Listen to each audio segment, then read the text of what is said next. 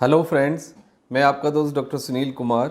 आज हम बात करेंगे कि एंटासिड लाइक पेंटाप्राजोल, रेबिप्राजोल, एसएमएप्राजोल और जो गैस की दवाइयां हैं जो एंटासिड लगातार टैबलेट के रूप में या कैप्सूल के रूप में हम जनरली मॉर्निंग में एंटी स्टोमक लेते हैं, तो आखिर उससे क्या नुकसान है और एंटासिड कैसे ग्रेजुअली हमारी इंटेस्टाइन को कमज़ोर करती है, वीक करती है और हमारा जो डाइजेशन का जो प्रॉपर प्रोसेस है वो कम्प्लीटली चेंज हो जाता है। और हम कुछ दिन के बाद देखते हैं कि हम एंटासिड के ऊपर डिपेंडेंट हो जाते हैं, यानी हमें आदत पड़ जाती है।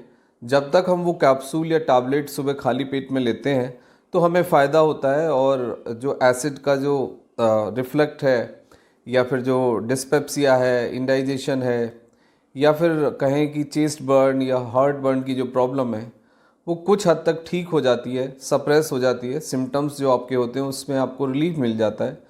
बट एंटासिड कोई पेट की किसी समस्या का कोई इलाज नहीं है, ये केवल एक सिम्टोमेटिक ट्रीटमेंट है जो कुछ समय तक लिया जा सकता है with the consultation of the physician और द स्पेशलिस्ट। लेकिन एंटासिड का लगातार लंबे समय तक इस्तेमाल आपके स्वास्थ्य के लिए हानिकारक है। उससे न केवल आपका एसिड सप्रेस होता है बल्कि जो आपके और गैस्ट्रिक सिक्रीशन है उस पर भी फ़र्क पड़ता है, और जो आपके गैस्ट्रिक कंटेंट हैं उनकी जो एफिकेसी है वो ग्रेजुअली कम हो जाती है, और आप फिर बाद में देखते हैं कि आपको इंडाइजेशन की प्रॉब्लम और पेट से संबंधित प्रॉब्लम बल्कि बढ़ जाती हैं, और एंटासिड से एक टाइम के बाद कोई इफ़ेक्ट आपके बॉडी पर नहीं आता है। तो आज हम वन बाय वन इसको क्लियर करेंगे। कोई भी एंटासिड 3 से 6 मंथ तक मैक्सिमम लिया जा सकता है with the consultation of the physician, या फिर आप कोई दूसरी थेरेपी लेते हैं तो कई बार देखा जाता है कि पेन किलर के साथ या स्टीरॉयड के साथ एंटासिड या प्रोबायोटिक डॉक्टर लिखते हैं, तो उसका ड्यूरेशन फिर डॉक्टर के द्वारा डिसाइड होगा। वो 3 मंथ्स हो सकता है, 6 मंथ हो सकता है, और कई बार ट्यूबरक्लोसिस का जो इलाज है उसके साथ भी एंटासिड या प्रोबायोटिक दिए जाते हैं, तो फिर वो 6 to 9 मंथ तक भी हो सकता है। लेकिन अब एंटासिड लेना सॉल्यूशन है क्या? Answer is completely no. यदि आपको पेट से डाइजेशन से संबंधित, या फिर आपको कॉन्स्टिपेशन है, या फिर आपको खाना अच्छे से नहीं पचता है, आपको प्रॉपरली बाउल रेगुलेट नहीं होता है, और आपकी जो क्वालिटी है वो काफ़ी प्रभावित हो रही है, तो आपको लाइफ स्टाइल मॉडिफिकेशन करना होगा।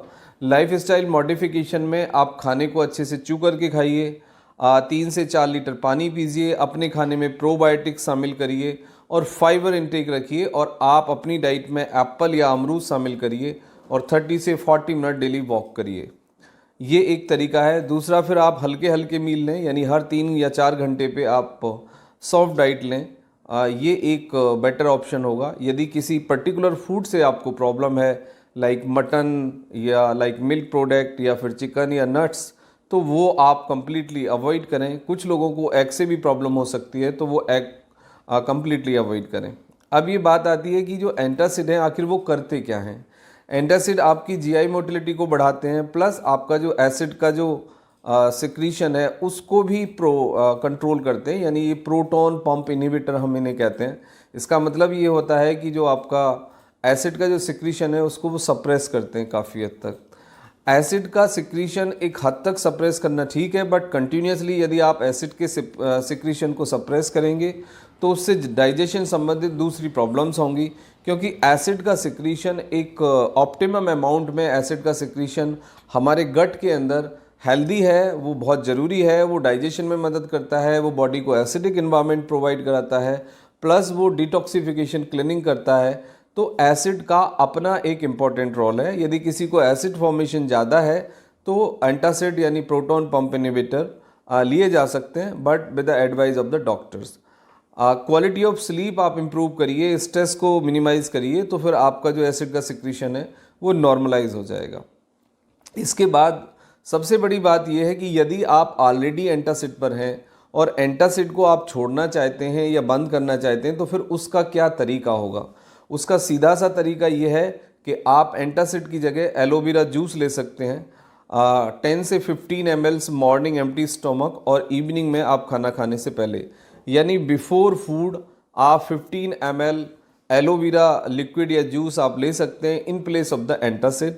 और दूसरे कुछ लिक्विड्स हैं जो आपको मदद कर सकते हैं एंटासिड को रिमूव करने में, जैसे कि जीरे का पानी है, नारियल का पानी है, आपका कर्ड है, फिर आपके दूसरे प्रोबायोटिक हैं, एप्पल है, पोहा है, खिचड़ी है, दलिया है, ये सब आप यदि आप अपने खाने में इंक्लूड करते हैं और 3 to 4 लीटर आप पानी पीते हैं तो फिर आप अपने एंटासिड को रिमूव कर सकते हैं और 1 से 2 हफ्ते के बाद आपकी बॉडी नॉर्मलाइज रिएक्ट करना शुरू करेगी।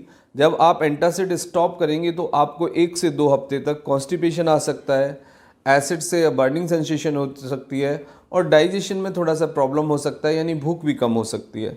तो ये एक विड्रॉल है एंटासिड को बंद करने के बाद। लेकिन एंटासिड को बंद किया जा सकता है और एंटासिड के बगैर भी आप अपनी लाइफ स्टाइल को मॉडिफाई करके और कुछ नेचुरल एंटासिड ऐड करके आप अपनी लाइफ की क्वालिटी को सस्टेन कर सकते हैं और इस प्रॉब्लम को सॉल्व कर सकते हैं।